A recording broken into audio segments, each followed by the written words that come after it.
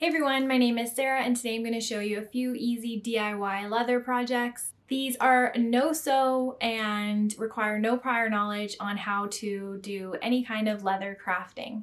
You will need a few tools that you can easily find on Amazon, and they're all pretty cheap. They have these starter kits for leather crafting that are really great and pretty much have everything you need. This video is kindly sponsored by Skillshare. Skillshare is an online community for people like us who want to take their creativity to the next level. It's a great place to explore a new creative medium or even deepen an existing passion. Skillshare has a bunch of art-related classes. They have stuff on resin casting, hand lettering, and even classes that would help you improve your creative side hustle. One class I recently took was Graphic Illustration Boldly Designed with Color and Shape by Olympia Zagnoli. Drawing is a weak spot for me, so I like to learn as much as I can, and there are so many options on Skillshare. The great thing about Skillshare is there's always new classes, and it turns out to be less than $10 a month when you're on an annual membership. If you're interested, the first 1,000 people to use the link in my description will get a free trial of Skillshare Premium membership.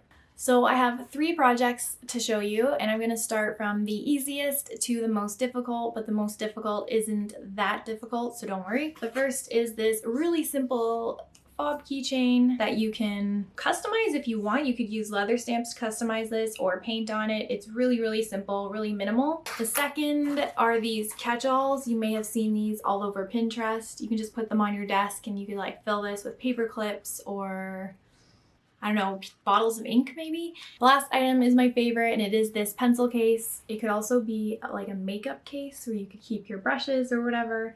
It has a skull on the front and a little tie to keep it closed. And then inside you have your pencils. I will make sure to link all of this in the description box below. I will put up a blog post with all of the templates I used in this video so you can download those for free. You can use fake leather or real leather. I tend to use real leather because I like working with it better. To do this in a more sustainable way and to keep costs down because leather can get very expensive, I usually go to local leather supply stores in Toronto and check out their scrap bin. And this is usually where offcuts go that would end up in the garbage anyways. I do suggest for all these projects to use a stiffer leather.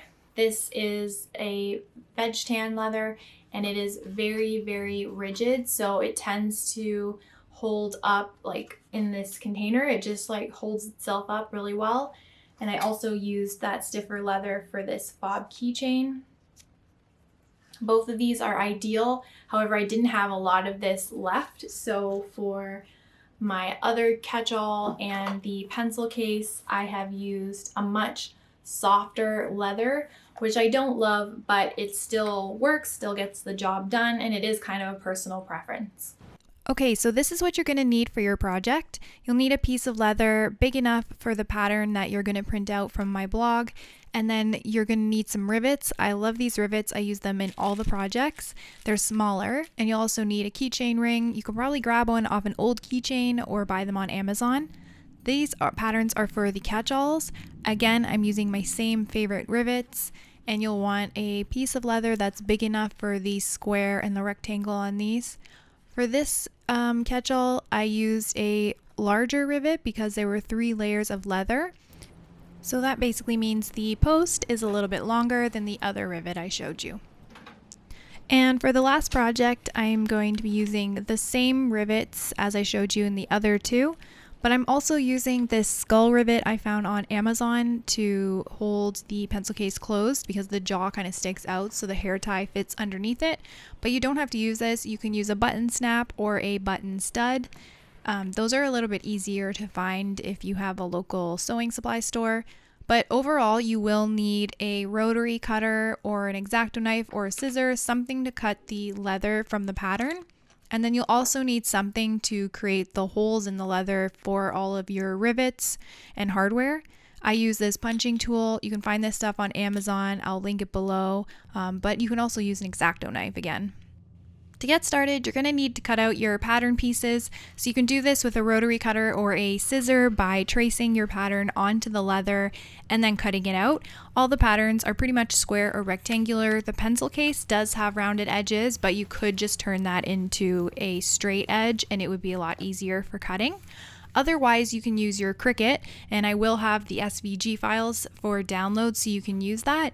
I do prefer the Cricut because it's a lot faster and more exact. You'll want to put a transfer paper on the raw side of the hide when you put it on your mat because it will not ruin your mat that way, and it helps it stick a lot better for cutting.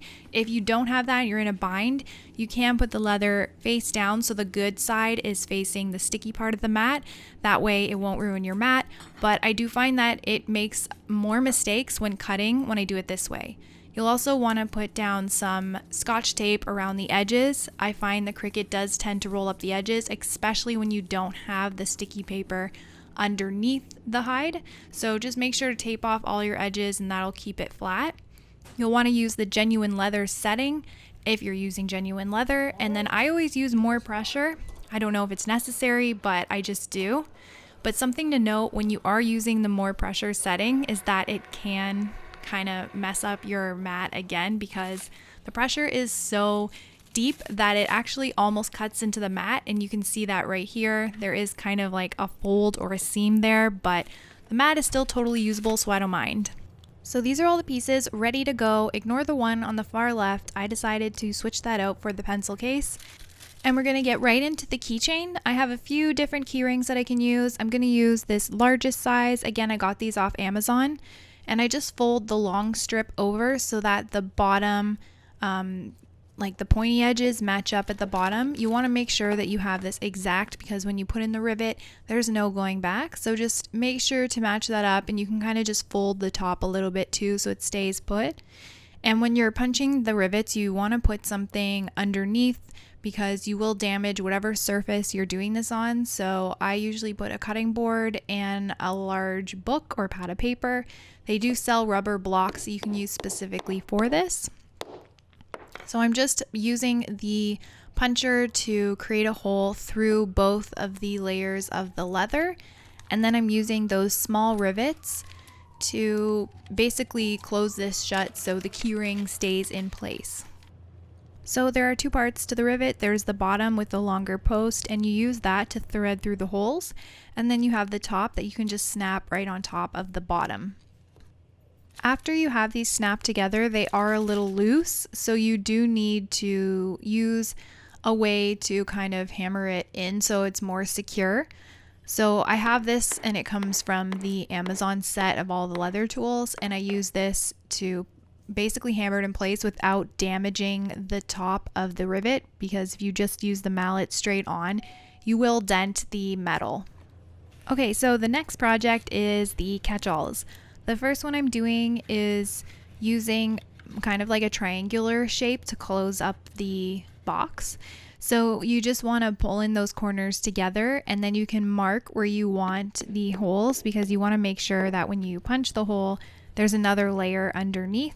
So that's what I'm doing now. I'm just punching the hole in all of the corners so that when they overlap, the holes match up, and then I can put my rivet in where it needs to go. Once you have them all punched out, you can just layer them and then feed the post through the two holes, and then again take the top of the rivet and just snap it on from the bottom one. Again, you're going to want to make sure that these are really nice and snug by using the mallet to kind of punch them together.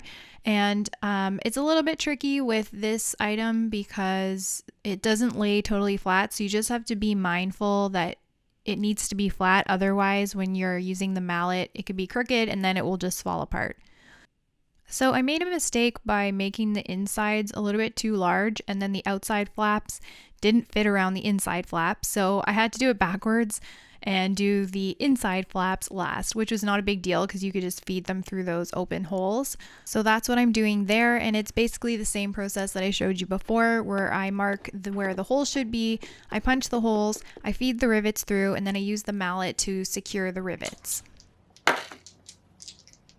So I do have another catch-all that I wanted to show you. It's a little bit of a different shape. Instead of a round shape, it's more rectangular.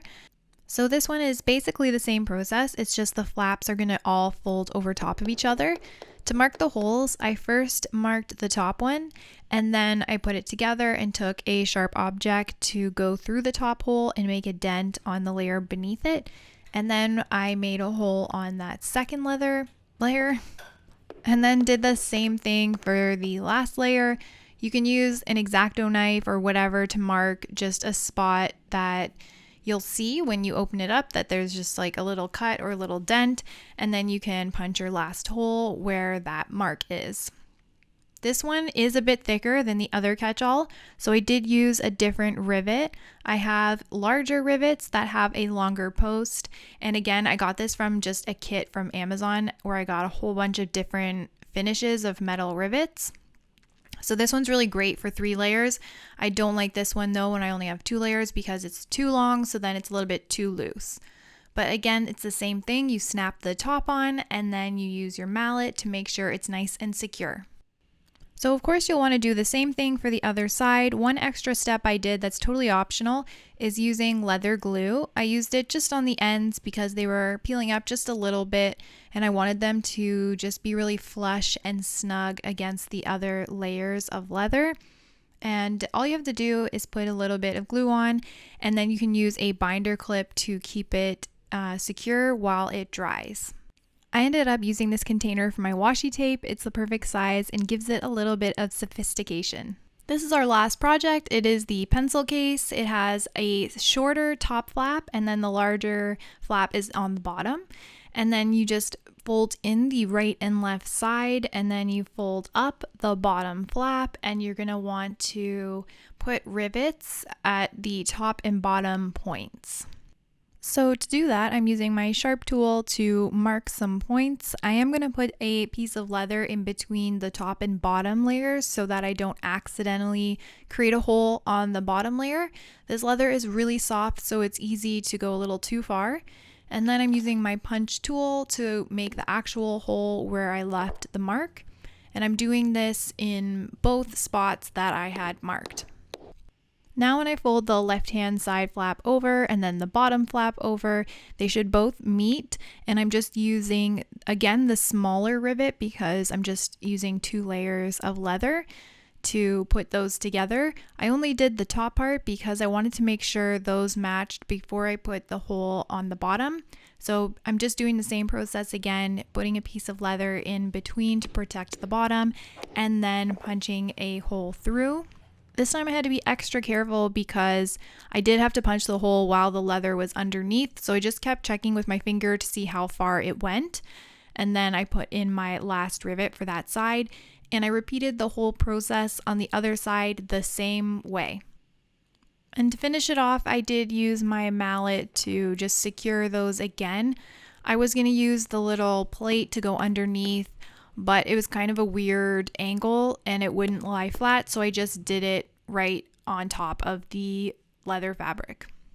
Okay, so this is the skull rivet I'm going to use. I'm really excited to use it. I found it on Amazon and was trying to think of a project just for this rivet. I'm first going to mark a hole for the rivet. I just use a ruler to figure out what would be the center spot in the pouch. I first needed to create the hole for the hair elastic because I'm using the hair elastic to tie around the skull rivet. So I placed that hole first, and I did use the hole punch so that it was a large enough area for the hair elastic to go through when it was doubled up. And then from there, I just thread the hair elastic through, and I just kind of left it open so that I could test how long I wanted it to be. I am going to tie a knot on the other end, but I want to wait until I have the skull rivet in place so I can make sure it's the right length. So I used my ruler again, and this time I just used the sharp object to create the hole. I didn't punch it because I was just afraid of punching through the other layer of leather. And then I just stuck the skull in, and it also has a backing that I attached to it. The only problem with this rivet is I didn't really want to hit it with a mallet because I didn't want to accidentally mess up the skull face. So my husband suggested using his wrench, I think, and it's just wrapped with tape and leather actually. So I used that just to clamp down on the rivet and the backing so that it could tighten up nicely. And now that everything's in place, I'm going to put a knot in the back of the hair elastic so it stays in place. But it's something that's easily reversible. Like I can always make this bigger if I need to, and just test it out. I'm going to try and put in my favorite pens and make sure that everything fits, which it does, and it's awesome. So I think this one is definitely my favorite. I love the kind of goth aesthetic to it, and it's easy to just throw in my bag with a few of my favorite pens. Also, just note, if you don't have the skull rivet, that's totally fine. You can use something like this button snap that I used to create this other pencil case. If you want a tutorial, let me know. Or you can use this button stud I used on my little pouch, which is also a good option and easy to find. Thank you for watching this video. I hope it was helpful. I really love working with leather. So if there's other projects you want to see me try, I'm more than happy to do that. And make sure to leave me any questions if you have them in the comments below.